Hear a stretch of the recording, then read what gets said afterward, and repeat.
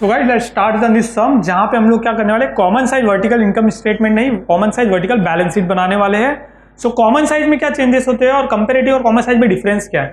ठीक है, कंपैरेटिव में क्या करेंगे हम लोग, मिनिमम 2 इयर्स में तो हम लोग कंपैरिजन के लिए लगते ही है, तो मिनिमम 2 इयर्स की बैलेंस शीट या फिर मिनिमम 2 ईयर का इनकम स्टेटमेंट कंपेयर करते हैं, right.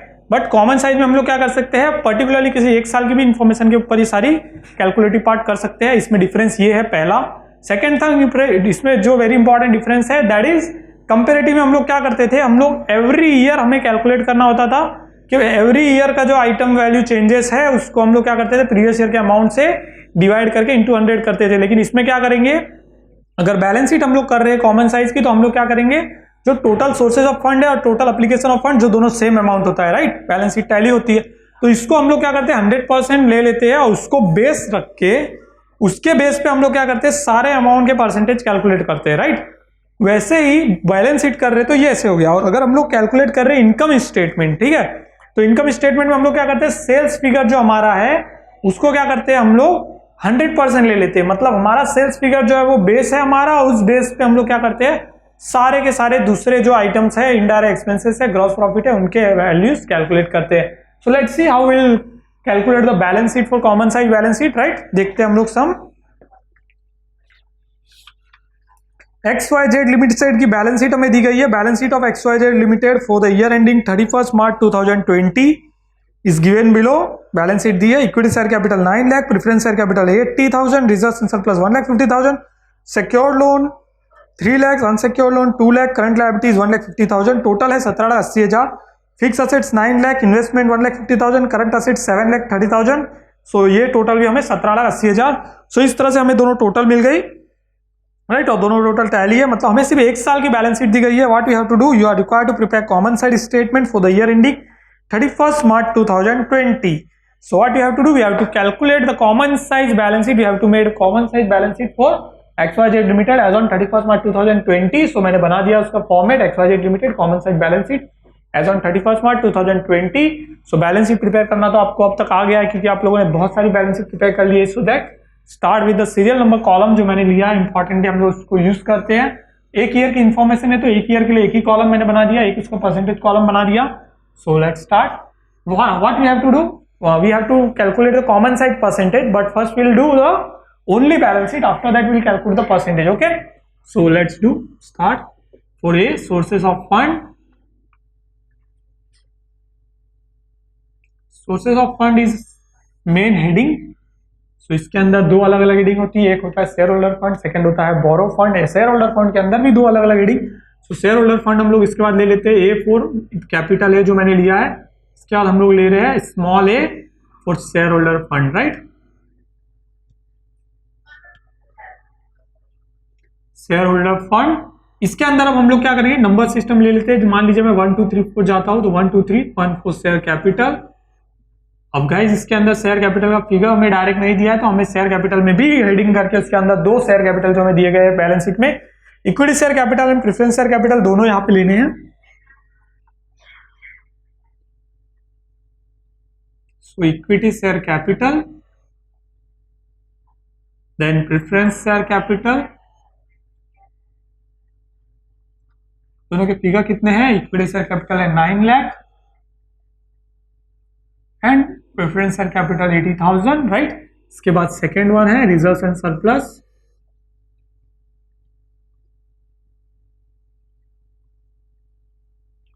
So reserve and surplus का फिगर दिया गया 1,50,000, वो हम लोग ले लेते हैं यहाँ पे 1,50,000। इसके बाद क्या करते हैं, लेस नंबर 3, जो बैलेंस शीट के प्रॉपर फॉर्मेट को अगर हम लोग फॉलो करते हैं तो उसके बाद आता है फिक्टिशियस असेट्स। तो प्रॉपर फॉर्मेट को हर बार फॉलो करेंगे तो ही आपको बैलेंस शीट याद होगी, क्योंकि आगे आने वाली जो क्लासेस होने वाली है 11th 12th के बाद जब आप कैरी करते हो और you are moving to the graduation, so आपको यही वर्टिकल बैलेंस शीट फॉलो करनी है। सो आप अभी से ही प्रॉपर फॉर्मेट यूज करें। अब हम लोग यहाँ पे टोटल कर लेंगे। शेयर होल्डर फंड हमें मिल जाएगा,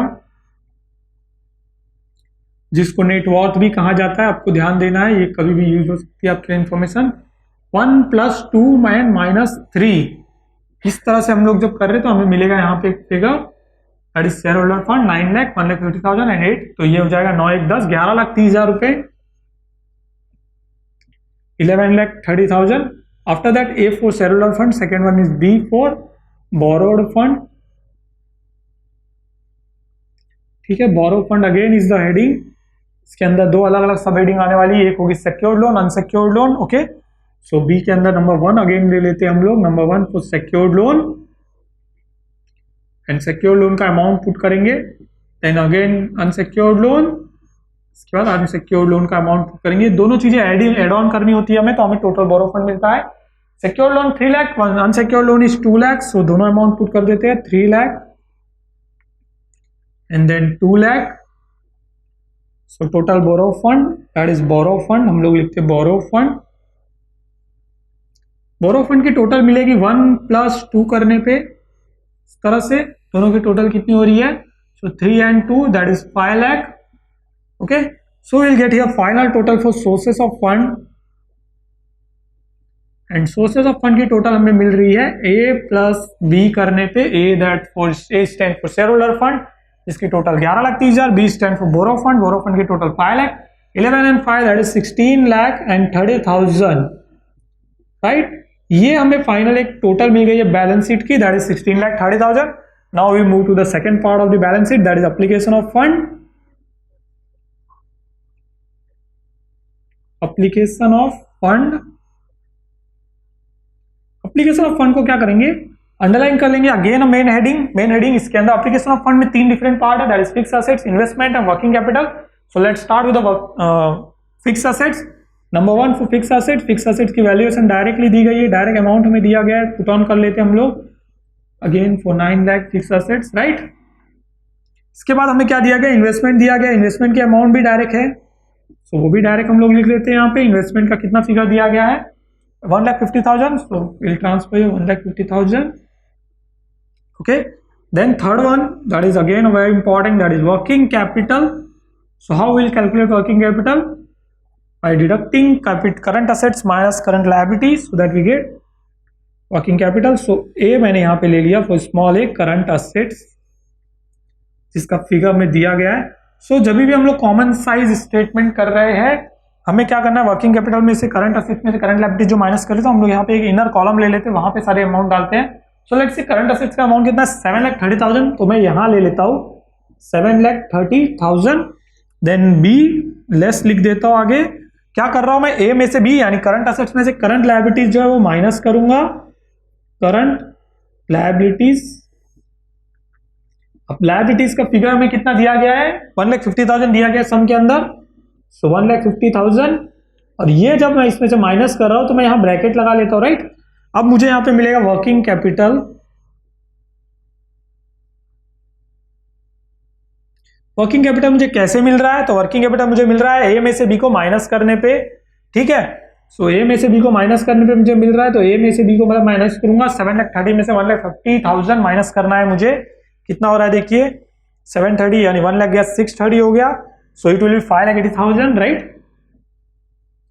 5,80,000 हो गया. ये हमें वर्किंग कैपिटल का अमाउंटिंग फिगर यहाँ पे मिल गया. अब मैं जब फाइनल टोटल निकाल रहा हूँ तो मुझे मिलेगा application of fund, that is a final total for the balance sheet, application of fund यहाँ पे, and that is nothing but 16,30,000. Okay, सो यहाँ तक सारे फिगर्स हमें पता चल गए वेरी इजीली, सारी कैलकुलेशन समझ में आ गए वेरी इजीली, और किस तरह से हमें कैलकुलेट करना है ये पता चल गया very easily, right. So let's move on to the next part, very important for the common size statement. That is nothing but the percentage calculation. So how we'll calculate percentage? So what we have to do? We have to first calculate the base amount. So जब हम लोग balance sheet कर रहे हैं, हमारे लिए base है final total जो है बैलेंस शीट की, that is 16,30,000, 16,30,000. Sources of fund and application of fund दोनों के आगे जो परसेंटेज होगा वो 100% होगा. मतलब हमारा बेस जो है ये है. इस बेस के अंदर, इस बेस के ऊपर मैं कैलकुलेट करूंगा हमारा परसेंटेज, राइट. तो इस बेस पे मुझे कैलकुलेट करना है. बेस हमारा क्या हो गया, 16,30,000 अमाउंट जो है वो बेस हो गया. यानी कि मैं किसी भी चीज का परसेंटेज कैलकुलेट कर रहा हूं, मेरा बेस जो है, बेस यानी डिनोमिनेटर 16,30,000, ऊपर मेरा 9 लाख है.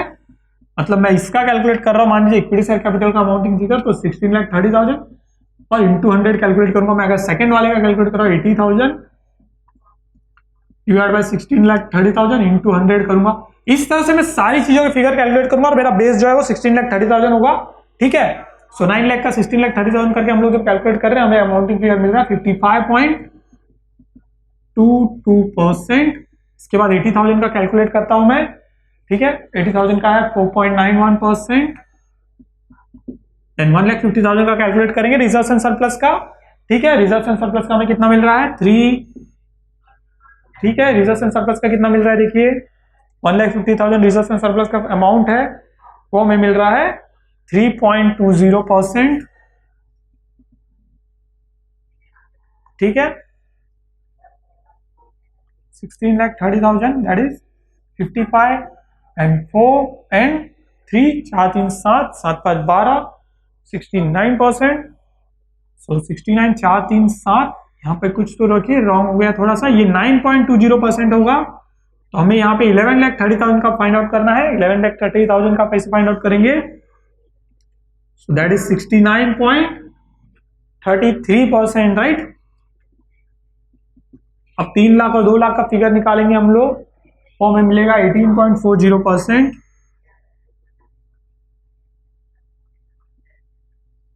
इसके बाद निकालेंगे 2 लाख का, दैट इज 12.2 लाख का आ रहा है हमारे पास 12.27%।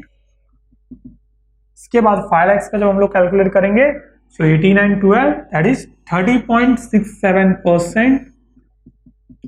सो इस तरह से सारी कैलकुलेशन जब हम लोग कर रहे हैं तो हमें यहाँ पे देखिए टोटल 100% मिलता है। वैसे ही हम लोग को निकालना है यहाँ के फिगर्स के ऊपर भी। सो 9 लाख का अगेन 55.22%। फिर 1,50,000 का देखो हमने पहले ही कैलकुलेट किया, वही हमें लेना है 9.20%। ठीक है, उसी तरह से फिर यहाँ पे 5,80,000 का हम लोग निकाल देंगे। 5,80,000 का कितना आ रहा है, सो दैट इज 35.59%। और इन दो फिगर का परसेंटेज जो है हम लोग इनर कॉलम में ही ले लेते हैं, करंट असेट्स और करंट लायबिलिटीज का। ठीक है, सो करंट लायबिलिटीज जो है 1,50,000 है, तो ये तो 1,50,000 का हमने पहले 2 बार कैलकुलेट किया, यहाँ भी किया यहाँ भी किया, तो 9.20%। 7,30,000 का हम लोग कैलकुलेट कर लेंगे, वो है 44.78%। सो इस तरह से कॉमन साइज स्टेटमेंट जब भी आप प्रिपेयर कर रहे हो तो आपको क्या करना है, बेस अमाउंट एक पकड़ लेना है और उस बेस पे सारे फिगर्स के आपको परसेंटेज निकालना है, दैट इज।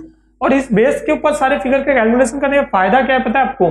अब मुझे पता करना है कि मेरा फिक्स असेट्स कितने, तो मेरे फिक्स असेट्स है 9 लाख।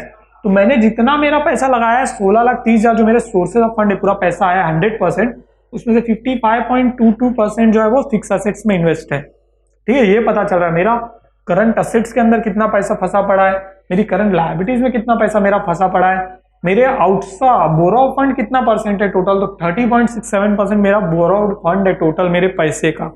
ये मुझे कैलकुलेटिव पता चलता है। अब मैं देता हूं आपको very important again important tip, that is अगर आप कॉमन साइज बैलेंस शीट कर रहे हैं, आपने क्या कर दिया, बेस ले लिया। ये अगर आप इनकम स्टेटमेंट कर रहे हैं, आपको क्या करना है, सेल्स कहां रहेगा, शुरू में ही पहले ही आपको सेल्स फिगर जो है इनकम स्टेटमेंट के स्टार्ट में उस सेल्स फिगर को ही 100% ले लेना है और उसके बेस पे सारा कैलकुलेट करेंगे। उसका बेनिफिट ये हो जाता है कि उस सेल्स फिगर को बेस मान लिया 100% और अब मैं कैलकुलेशन कर रहा हूं तो मुझे पता चल रहा है कि मेरे एक्सपेंसेस कितने परसेंट है मेरे सेल्स के, मेरा जो टैक्स मैं पे कर रहा हूं वो मेरे सेल्स का कितना परसेंट जा रहा है, मैं जो ऑफिस एक्सपेंसेस मेरे लग रहे हैं वो मेरे सेल्स के कितने परसेंट है, मेरे सेलिंग एक्सपेंसेस मेरे सेल्स के कितने परसेंट है। सारी चीजें मुझे पता चलती है जब मैं common size income statement prepare करता हूं। तो ये बेनिफिट है कॉमन साइज का, राइट। और कंपेरेटिव में क्या होता है, दो चीजों को कंपेयर करना है, 2 ईयर के अमाउंट को कंपेयर करना है। ठीक है,